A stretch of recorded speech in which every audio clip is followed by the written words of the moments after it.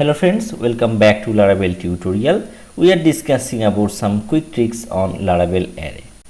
Suppose we have an array like this. So this is my array and just echo and pre.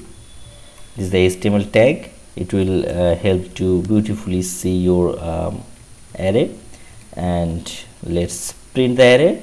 So print employee. Okay, and just refresh this, we are getting this array.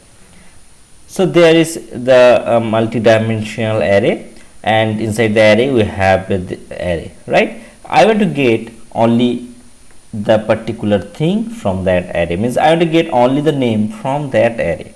Okay, so how can I do this? So simply, if you just use the array function, so we are using Illuminate support array and we can access that. Okay, so simply just call the array and then write pluck. Okay, and if you just pass your array name here, and if I just write the name from here and just write a new array and just print the new array, so that time only the name will get from that. Okay, so here you can see the John and Mark. So this is the array and also this is the array, so we are getting all the thing in a specified array. Understand? So this is the array pluck function.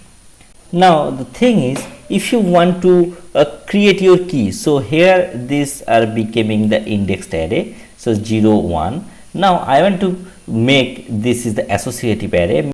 I want to get the array such like that. I want to get the email and name pair. Okay, so in the key section I want to get the email. Okay, so simply just pass the third parameter, and here you can provide the email. Okay, so simply refresh this, you are getting the email and the name. So this is a simple pluck function, and sometimes you will need when you get some type of requirement to do so, right? So this is all about the pluck function, and hope you can understand this video. And still, if you have any queries about this video, please comment in the below comment section. And if this video helps you, please like and subscribe this channel for upcoming video. We'll come with more video like this. Thanks for watching this video. Have a good day. Bye.